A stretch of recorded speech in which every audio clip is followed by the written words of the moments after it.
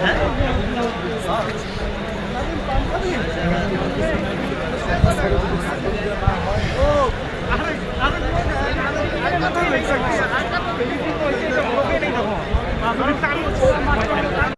আলাইকুম।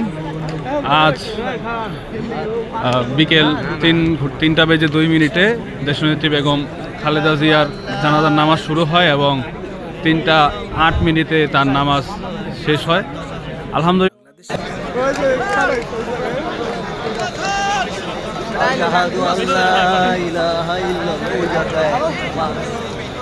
أشهد أن لا إله إلا الله وحده لا شريك له أشهد أن لا إله إلا الله وحده لا شريك